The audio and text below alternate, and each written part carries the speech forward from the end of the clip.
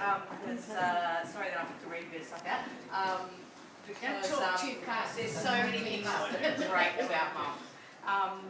She's known for lots of things. First of all, the devotion to her family, which on behalf of all of us, thanks for that, Mum, for so many years. And sorry for coming so late as well, that we had extended by another 15 years. She's known for her down-to-earthness. Just slowly. Okay. And a bit loud. She wants it to last. I want it to last. Yes. Okay. She's known for her down-to-earthness. Mum, everyone knows that about Mum. I'm sure, despite her posh voice that she puts on the phone, I'm sure everyone's heard that as well.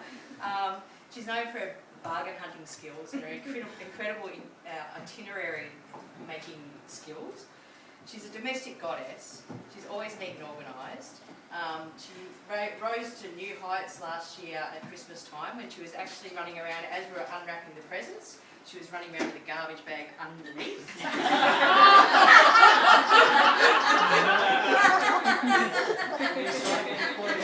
It's a shame Melissa didn't take after me.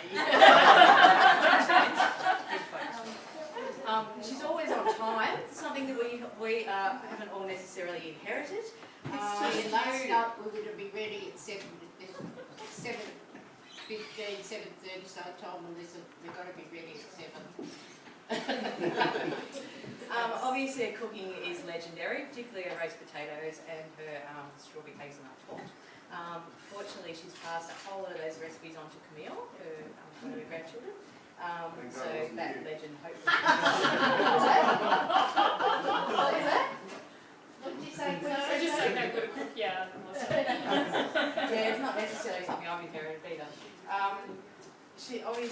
We all know Mum's garden and how lovely it is. It's obviously always been a really good refuge for her, and I suppose I kind of grew up thinking that gardens were just beautiful without realising all the work that goes into them, which I realise now. She's always been known for her ESP, to the point that we can't actually get away with anything without her calling and saying she's got a feeling about something, something's going on. And one of us usually has to fess up to something just to keep her quiet.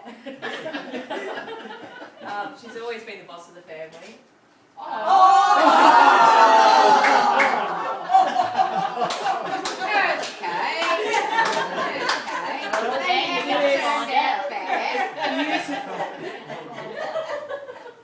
One good example was when Dad bought her a drill for Christmas, which was obviously meant for him.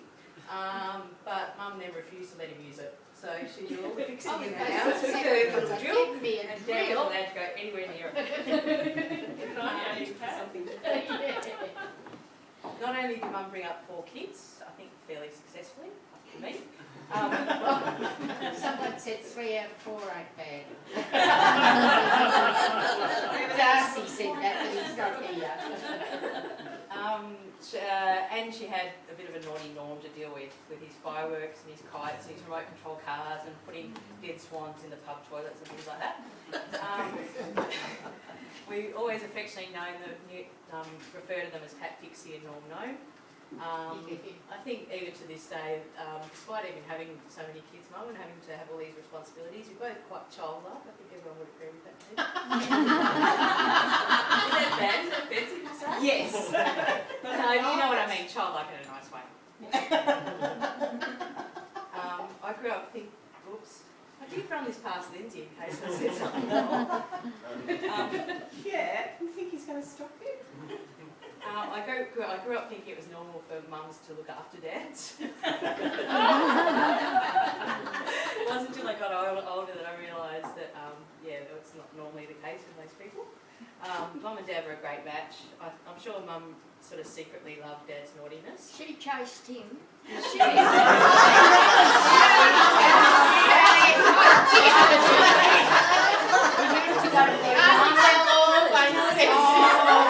so pleased to hear that. Tell you what happened, we used to go to the Arana and the Victor every Saturday night. Sorry, we have to and she said, look at that bloke there, she said, I'm going to marry him. So she chased him all around to the dances down the parish in Yarraville and she caught him.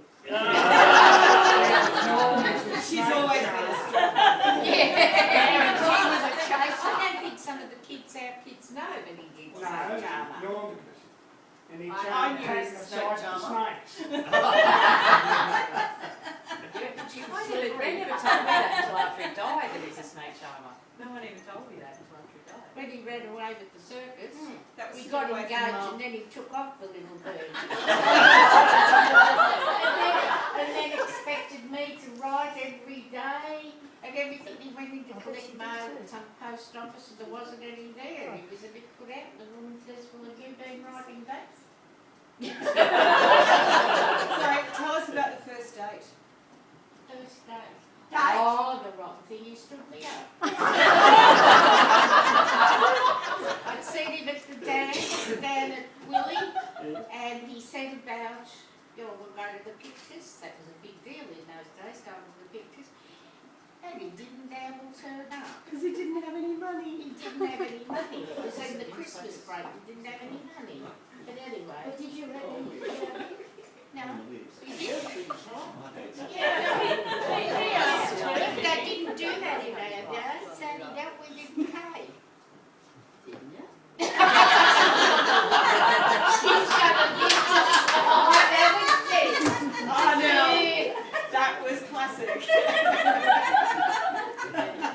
Who let Auntie Nell in? Auntie Nell's been very good to me ever since I was this high. She really has. You've always been that high. Like this much, Grace. She's gone off because I'm shorter than her, but she's got higher heels than me. I wasn't going quick, I was really very late. Yeah, I know you were. Yeah, God. Something nice. They were a great match, even though they did have some ripper fights. Did you want something nice, Mum? They did have a couple of ripper fights. The best one was when Mum came home so angry that she knocked the big cement balustrade down. Is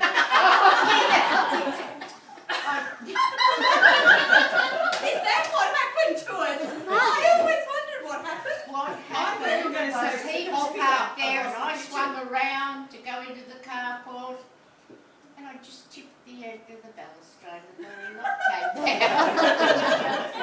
Tony, didn't you tip the fence at some stage at the age of 14?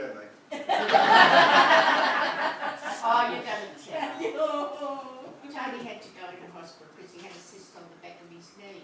Oh no.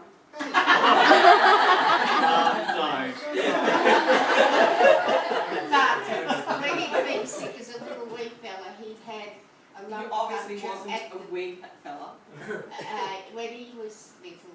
Yes, he had a lumbar puncture. And they said he was very good at that, but if ever he was in hospital again, he should have be circumcised. So we didn't tell Tony twice. He went in to have the cyst removed at the back of the knee and he was circumcised at the same time. He has a sister with chilies and then he ends up with a sword. Who else could do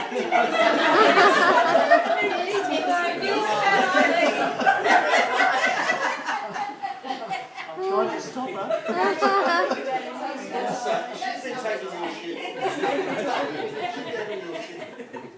Now, you should hear Melissa know what Paul's not here.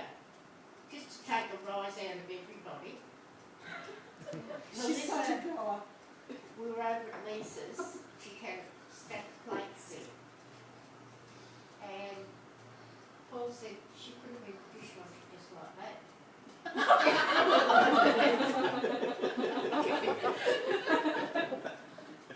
You get it?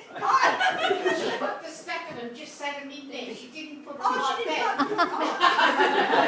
Oh, Norby was a great one. And I brought it back to me just recently when they got ads on with kids swinging on ropes over the river. We were down, just down at the Barwood, down by the old bridge there, and he's swinging doing the cars and that. He lost his false teeth, didn't he? Yeah, and I went. 3 weeks later, someone lost their foot.